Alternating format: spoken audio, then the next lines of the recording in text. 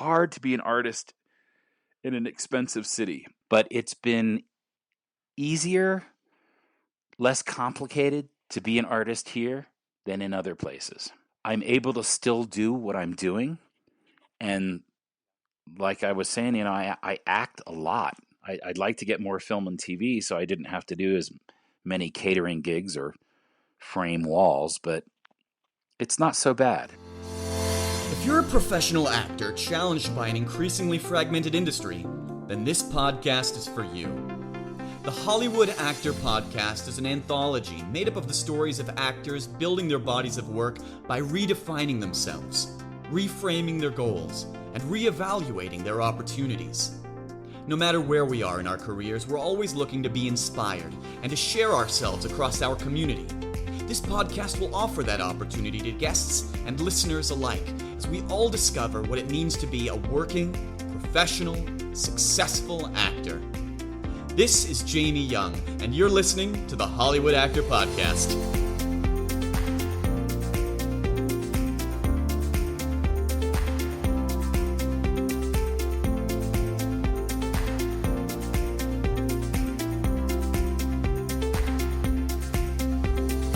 My guest today is Bruce Holmes. Bruce is an actor based in Albuquerque, New Mexico, although he's had many acting experiences across the country throughout his career. Bruce and I first met at the Equity Playhouse, the Fusion Theater Company in New Mexico, where we ended up getting to share the stage in a regional premiere of Hand to God. Bruce received an MFA from the Professional Actor Training Program at the University of Washington, and has since appeared on film and TV, with such credits as Better Call Saul, Longmire, In Plain Sight, and the 2011 remake of the horror comedy Fright Night. Bruce appears in the play Meteor Shower by Steve Martin at the Fusion Theater Company March 21st through April 7th, 2019. And you can find him on IMDb and Facebook. Now, let's jump into my conversation with Hollywood actor Bruce Holmes. Where did you start your training? Where did I start? I started at Carnegie Mellon. But I was only there for a semester, and I was cut from the program. I was told that I could stay and finish my freshman year and re-audition, and they told me that I would probably get back in, but I didn't. I dropped out. I moved back to D.C., was getting into trouble. That's what got me to UNM, because my parents lived overseas, and they wanted someone to be able to keep an eye on me. So they were like, why don't you just go look at UNM? And it wasn't about UNM. It was that my aunt and uncle lived here. So I got my BFA in theater from UNM, and then I got my MFA from the University of Washington. And I loved Seattle. I was in Seattle 10 years, and I think about Seattle every day. I kind of regret leaving, even though it's a totally different place now. I recently went back. Is there a pretty vibrant theater scene there? Fantastic theater scene. One of the reasons I left is it got very cliquey. Like I would work at one or two theaters. I worked at a couple small independent theaters, but the only professional theater I worked at was the Empty Space, and I was considered an empty space actor, and I didn't want it to be like that. I couldn't get in at the Rep or the Intiman, any of the bigger ones. I did work at ACT, which is different than the ACT in San Francisco. I went from Seattle to DC, and I worked at the Shakespeare Theater there. And then Arena Stage, and that's actually where I got my card, and then I moved back here.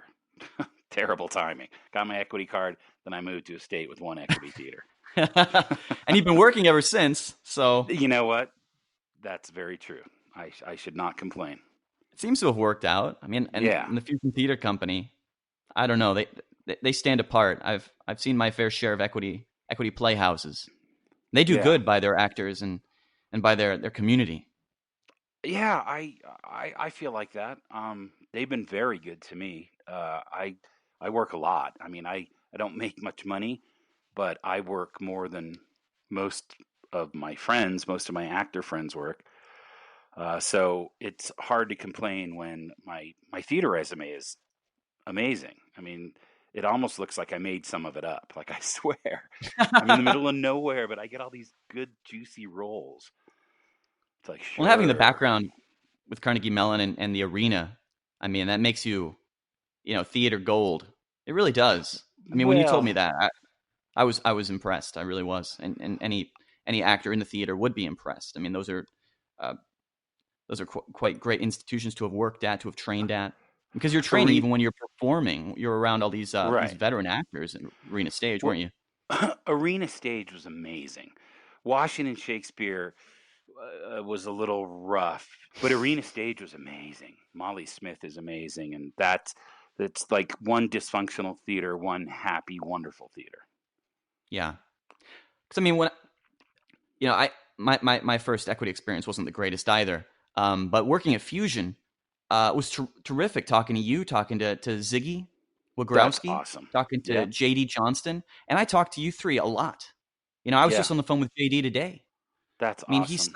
he's such a great guy, and they come from having worked in Hollywood for 30, 40 years, and I really look up to those guys. I was doing a Yeah, play in North Hollywood last summer, and Ted Barton, he's a theater stalwart, been around, and he was just doing an off Broadway play this autumn. Has a ton of stories. They just ooze right, theater, acting, right. and I feel like in this increasingly fragmented age, we kind of get away from those little stories, that character of it, and we get a little bit more too laser focused. And that's what I'm trying Yes. to balance. Is trying to be focused, but still lively, still like part of something, as opposed to just like this little ball of anger and ego.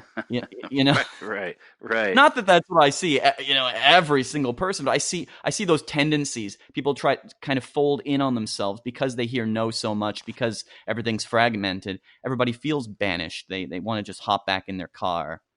They want to move into a studio, which I just did. So You know what? And well, good for you, I guess. I hope you're in a good part of town. exactly. Um, but I have found it's funny.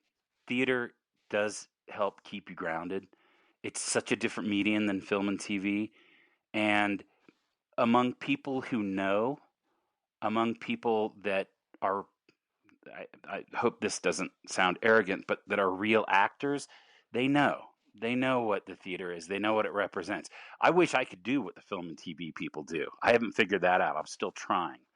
But um, I still, when I meet someone, even someone like you, that understands theater and understands what it means to move around and be able to work from place to place, you still do get it's very satisfying. I have actors that are way more wildly successful that are film and TV actors that come to me and think that I'm the actor.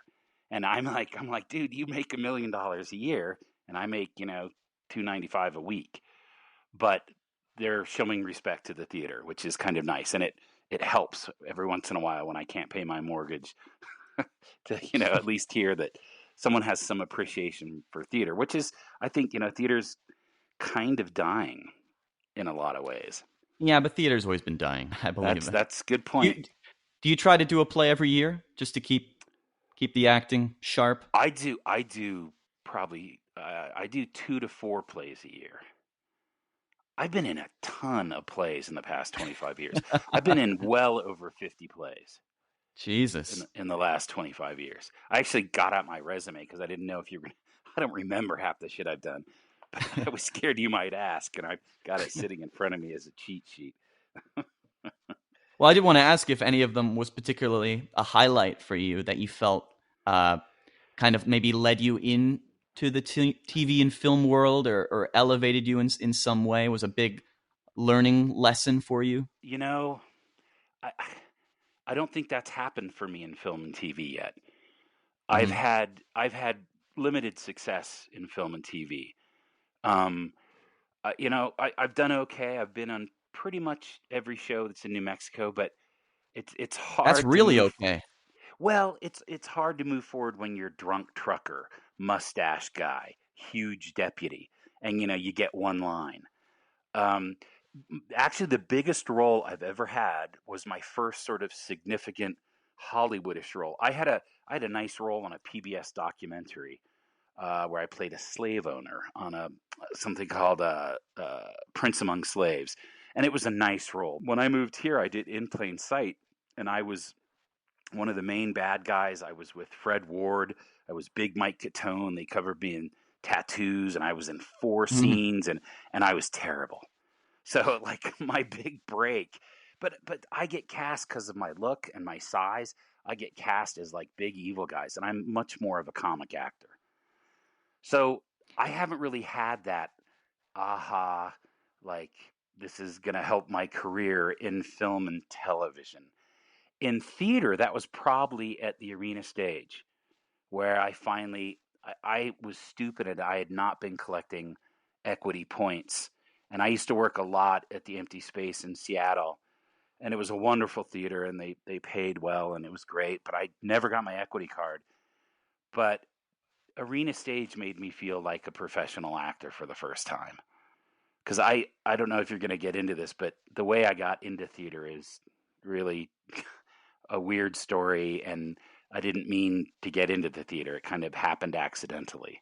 Sure. So I always felt like a sham, but I got the bug or whatever. It just I kept gaining knowledge and experience, and that helped, and I got better. I'd say that much like the theater, where I really started learning in theater was when I started working with really good actors.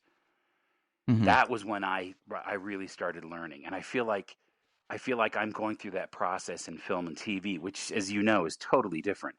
I'll get my 4 lines, and then they sit me in a trailer for 8 hours, and then they call you over, and there's no rehearsal. There's no, you meet the actor you're acting with, 10 seconds before you shoot the scene, and the director may or may not give you direction. Well, I'm used to rehearsing something for 3 to 6 weeks and doing it Yeah. wrong 20 different ways or 100 different ways until I figure out the right way to do it.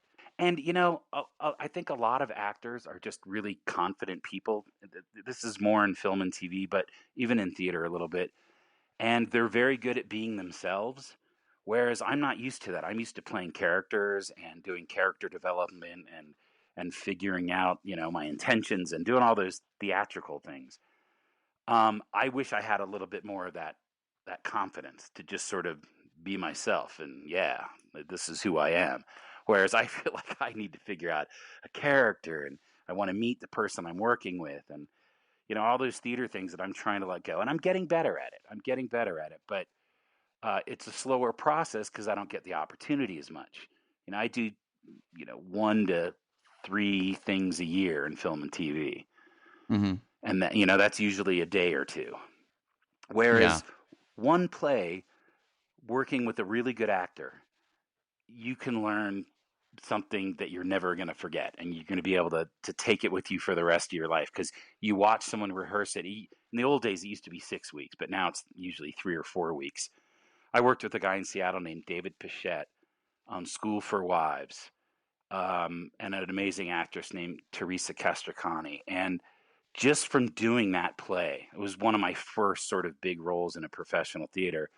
I learned so much just watching this guy act because it's Moliere, it's all rhyming couplets, Yeah. and watching him miss the rhyme, but he would invent a new word to rhyme with the word that he messed up. I mean, this guy was a genius. Clever. So I don't know. I haven't really had that aha moment from film and TV, but I'm hoping it happens one day. Yeah, when you've worked as a co-star, even a guest star on any of these shows coming through New Mexico, like In Plain Sight, right? Or Better Call Right. Saul? Yeah, I was a huge deputy in Better Call Saul. Okay. So you don't I have a lot of time when they're setting up the shot and talking to the other no, actor. no. It's Well, more I about I was delivering something. yeah, I don't want to say I'm a sight gag, but as you know, I let my hair and my beard grow, and a lot of people like that because it'll be a western, or they know they can shave me down to a certain mustache or cut my hair a Yeah. certain way. Um, so for Better Call Saul, they gave me a handlebar mustache, and it was funny looking, and I was big, bigger at the time, but I was there for 10 hours. They shot my scene at 4 in the morning. Bob Odenkirk was Ooh. exhausted and wanted to go home. So they cut half the scene. It was just, I watched him have fun with all these other actors all day. And then it got to me, and he was just tired and wanted to get the hell out of there. But it was still, it was fun. He was a nice guy. Is a nice guy, I should say. You haven't had too many experiences where you actually get to really relate too much to your scene partners or the rest of No, the. no. No. I play cops, bank robbers, drunk truckers, big hairy looking dudes. And Yeah. I'm working on that. I've lost 35 pounds. I'm trying to get in a little bit Oh, better no way. shape. Yeah, yeah, it was time. I was getting a little big, and I kind of surrendered myself to like I'm going to be the big hairy guy, and I don't want to Yeah. be stuck to that. It also they cast me as sort of bad guys or serious cops, and I'm actually much more of like a comic actor or an unsure of himself character rather than I am a big mean scary guy. On In Plain Sight, the guy who directed, I forget his name, but he was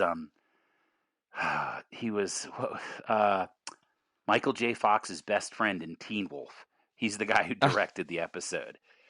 And we had this scene where I was picking this guy up from prison, and I was trying to be a tough guy, and we just kept shooting and shooting it. Finally, he walks over to me and he goes, "All right, you're obviously not this guy." And I was like, "You cast me." He's like, all right, we'll just try it, but just try to do it just kind of like you're a nice guy." So the next take, I put on this stupid British accent. I was like, "Oh, hello there." And they were like, "God, can I?" Like, I'm sorry, I was joking. I know you didn't want that, but it was fun. It was fun. It was made for But it's an because they cast you off interesting. of a look. Yeah, And they they didn't know who totally they were cast me really off the way getting. I look. Yeah, Yeah. I'm more Pastor Greg than I am Big Mike Catone. There's my reference to the From play hand he to did God, together. yeah. Hand to Yeah. God. You were amazing in that, by the way. That was and you as well. It was good times. Yeah, That was a really for the solid most play. part. Yeah. Yeah, you're still you're with Carissa, right? Yes. Mitchell and Associates. Okay. Yes. And so I see what I wonder is how many breakdowns is an agent submitting you for versus how many breakdowns maybe do you see yourself going out for? Maybe your agent sees you in a certain way and they're more cautious. I know that Well, I was with an agent that was more cautious than I am with now. My agent now is a little bit more liberal. She throws me at a lot of different things because I might as well start forming different relationships with casting directors since there are so many here in LA. that's interesting, and I don't have a good reason for why I haven't asked Carissa, but I also wonder if there are so few casting agents here, they know the pool. I got the Mm-hmm. feeling they might be asking for me and the other four guys that are 6'2" or over and over 200 pounds because I audition with the same four or five guys almost every time I go out. Oh, well, that's a good sign. I would think. It But if you're it is and trying to it change your isn't. type, Well, yeah, and I was told by hair and makeup people, ADs, a lot of people like keep this look, keep this look. Oh, it's a good look. You'll get a lot of work, but I actually don't get a lot of work from the look. I get more work from the people that say, okay, here's a blank canvas and we can cut his hair and do what we want with his beard, rather than leaving it like, ooh, you look like a mm. big scary guy. Although the last thing I did, they left everything. They liked the way it looked, but I you know I But you guess think it's a part of risk it is, you're willing to take. You're trying to move on. You're trying to progress, build your career. yeah, but I think if I can lose a little more weight, I'm not, you know, you know how I look. I'm a big guy, but I'm not huge. And I'm, Hmm. a hairy guy, but I'm not Sasquatch. But I kind of get pigeonholed like that. So a lot of the stuff I go out for is sort of the big, aggressive, drunk trucker or huge deputy. I don't have my resume. Oh, yes, I do have my resume in front of me. Just And they it's must have highway bigger, hairier patrolman. guys. I mean, I would think it's, so, but I would love to be soccer dad or guy in yeah, cubicle 4 or yeah, bathroom attendant or handsome leading man. I mean, whatever. yeah. And I wonder about New Mexico. It is definitely developing, especially with Netflix. Maybe they're going to have these larger roles open up because they need them immediately because there are so many projects filming. They won't be able to. I don't Well, know. and Maybe they'll you know, start relying more on the local pool. Yeah, it's. I don't know. I'm still trying to obviously build my career here, And it's just hard getting in the room, A. And Right. then once you do book the co-stars, like how TV is the gold standard.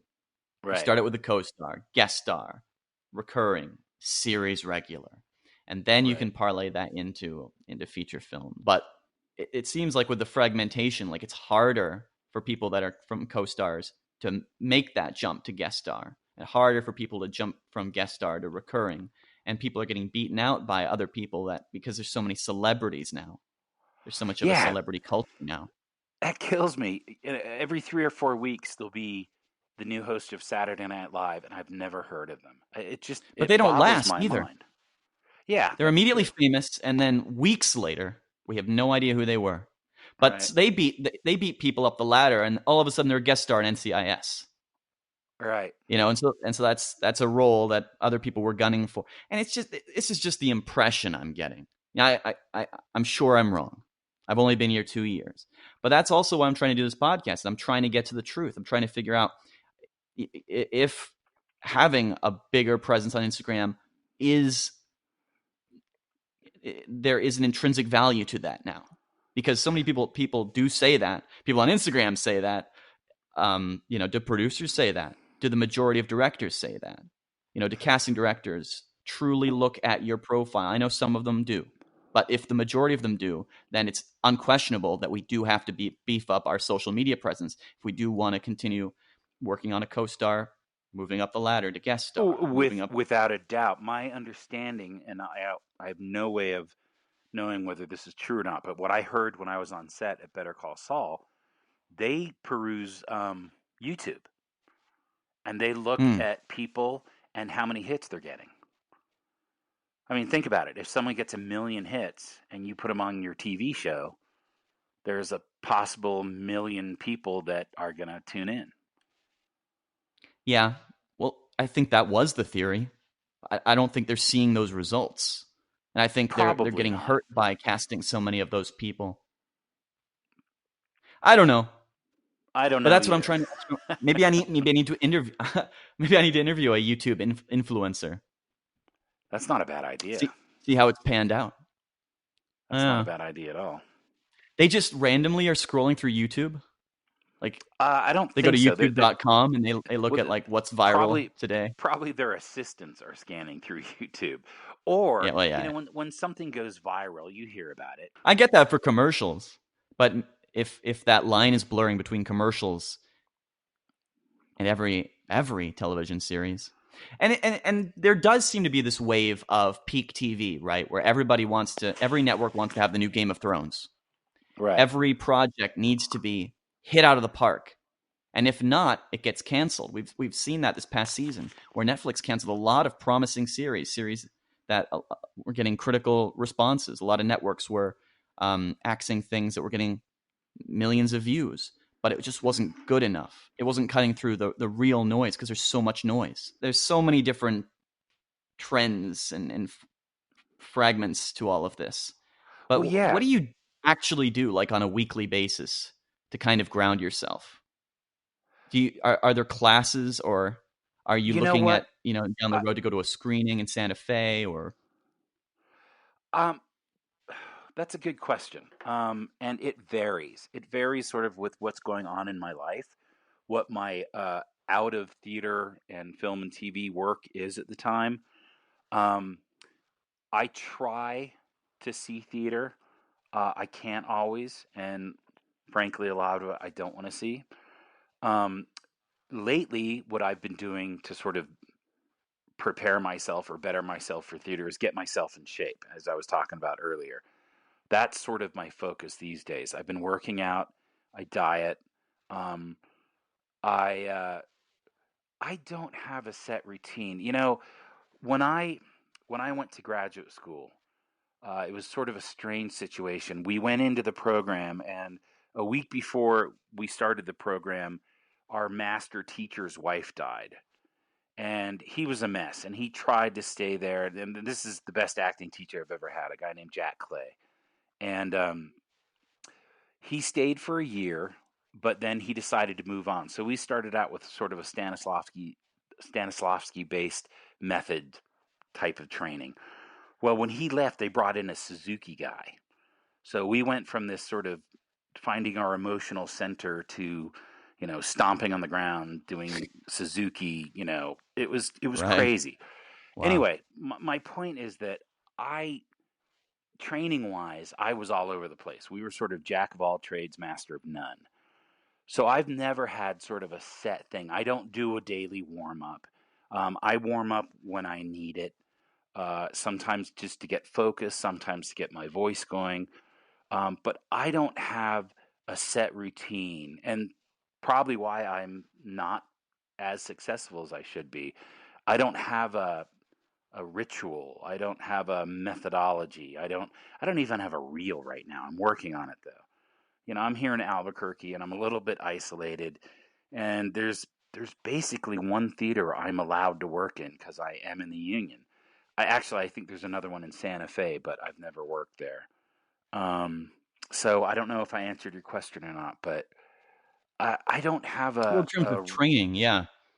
And yeah. that's great. How do you keep sharp for the auditions for theater and for TV and film? But how do you stay in the casting director's minds, or attending workshops or screenings? How do you stay plugged in to the whole scene? Getting out of the house, I Wow. think is a big thing that I'm finding in LA, that I didn't have a problem with when I was in New York. Well, see, Jamie, this is why this conversation we're having now is good for me. I'm a lot older than you. I'm a little bit more jaded. I've been doing it a little bit longer. Um, I have gotten to the point where I've stopped doing a lot of that stuff. And I probably need to get my ass back out there. I need to refresh a lot of things. I need new headshots. I need a new reel. Not a new reel. I need a good reel. Um, so unfortunately, my answer to that is I don't have anything that I'm doing like that.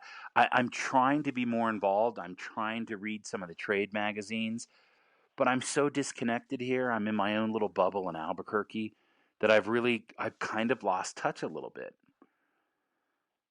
Well, I wouldn't be so hard on yourself, man. I don't think that's a unique experience at all. And I think what we do have to do, though, is we do have to find those different ways to connect, to plug in. And if there aren't those things around us, to create those environments and find those people and say, look, I want to make something. I want to be part of something. Let's make something. Let's all be part of something. And Well, that's why and I was like that trying to make my own short films, or, just at the very least that I can do is have this podcast as like a platform for people to talk just like this, it's a help it's to a inspire great ourselves just by talking. absolutely. I mean, I feel inspired right now because I don't do Good. this anymore. I don't sit around and talk to actors. When I'm doing a show, I'm all in. I mean Yeah. that becomes my life for 6 weeks. You know how we do it here at Fusion. 3 weeks rehearsal, 3 weeks out. It's pretty fast and furious. You have to put yourself into it, as you know. And hand to God, you had that what do I call that role? Vicious role where you were playing two people, and I mean, you Symbolistic. have to Yeah. commit. Yeah, you have to Yeah. commit. And I'm all in when I'm doing it. I think I have such this fear of not performing well that I make myself sick almost. I get so nervous, and I it happens every night. And then when I get on stage, I'm okay, but I just don't ever want to do it half-assed. But unfortunately, when I leave a show, I dump it. I forget the lines. I forget the name of my characters. I mean, that's why I literally have a resume sitting in front of me because I was scared you were going to ask me questions. Because it's become, as much as it's an art to me, it's also a craft, it's work. And I put my heart and soul into it, and I'm exhausted by the end, but then I'm done. I dump it and I move on. And half the time, unfortunately, I don't have the luxury of being able to go to a yoga class or center myself because I've got to go cater something or do construction or I'm still doing that kind of Yeah. crap on the side. So, but it's all good. It's all good. I just don't have a good answer for you. We're formulating our answers. There you go. It's Fill fine. it It's not a in. test. Yeah, you Yeah. tell everyone in the podcast. Well, Bruce, what he does is he goes to his Zen garden. In Yeah. the middle of a He construction site. he does origami and bonsai trees. Yeah, no, I don't. I cook. I don't You know think what so. I do? Yeah. What Because do you one of do? the things I do, I've been cooking for 25 years to support myself, on the side for acting. I cook. Cooking centers me. If I have a bad day, I chop an onion. I'm good again. I dice an onion, I should say, or I'll make Yeah. dinner. My wife benefits from me having a bad day sometimes because I'll just go and find some really good fresh ingredients and I will invent something. Yeah. So that's one thing I do. Well, I that's great. didn't I mean, learn it it's in it's acting school though. no, but it's a life thing, right? You found something Yeah. that gives you pleasure, that grounds you. Well, we were talking a little bit about this earlier. It's also one of the reasons I'm in Albuquerque. I'm still in Albuquerque. I have a 20-year-old son. I wanted a house. I wanted a family. Um, and I was, to be frank and honest, I was a little bit frightened to move to LA or New York because I didn't know if I'd be able to do all those things. In fact, I dragged Becca and Owen, my son, to DC for years, which was great. But I mean, that was a grind. We had a rough time. It's hard to be an artist in an expensive city, as you well know. And I don't know if I was a chicken shit or it was just that my wife made me move back here, but it's been easier, less complicated to be an artist here than in other places. Yeah. Um, yeah, I don't know if that's a good thing or if it's a cop out, but I'm able to still do what I'm doing. And Yeah. like I was saying, I act a lot. I'd like to get more film and TV so I didn't have to do as many catering gigs or frame walls, but it's not so bad. It's a Yeah. simpler life here, as you know. Well, I think in any industry, you have to find that balance. Otherwise, if you're unbalanced, you're going to hurt yourself. You're going to hurt the people around you, and especially if you have a family that depends on you for more than just rent. Um, Right, that's an untenable situation. right, And I'm hoping to be able to find that within uh, Los Angeles at some point. But yeah, I also feel um, that like finding those outlets, trying to plug in is a lot harder, even though there's a lot more opportunity here, because people are so busy just trying to earn money on. They're so broken up right, in the sense that it's a very fragmented industry, and they're pursuing so many different things. They're stretched so thin that they can't contribute to something that's for free or for fun. Um, right. and so I'm trying to promote that. I'm trying to be that bastion of fun or just inspiration, really. Because yeah, That's I'm still younger. I still got that fire. I still got right. that passion, that excitement. And I think it is possible here. But I do love bouncing between here and New Mexico because, man, stepping off that train or that plane in Albuquerque is just it's a great feeling. I mean, I'm feeling it right now.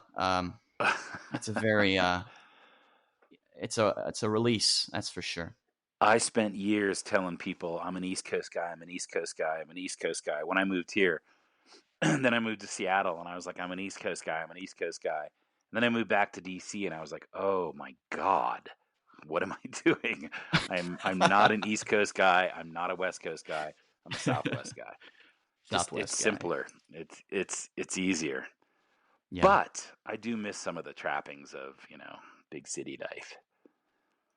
Yeah. Well, you can always visit, man. You always have a place to stay. Hey, I appreciate that. It's still only, I think it's $80 on the Southwest Chief. Hey, it sure is. It is, yeah. How Last time many I went, it points was do you have now? 75. I've only done it once, Okay. so I don't. Yeah, it was only 75 when I did it, but I heard it's 80 now. Yeah. I But think that I have is not enough bad. points for a free ride one way. So That's fantastic, and it takes after a just as couple long to dozen drive. trips. It's Yeah, 16 basically. hours either way. Yeah.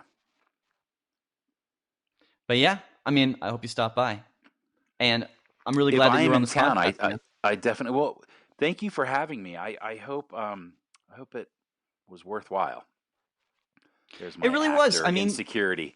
I hope I did okay. Was I good? it was you. What did you say? Yes, you. Was I like a bag of rocks?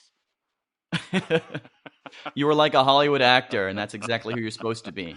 Because you can be a Uh, Hollywood actor anywhere in the country. It's a state of mind, working right on. in Right acting. on.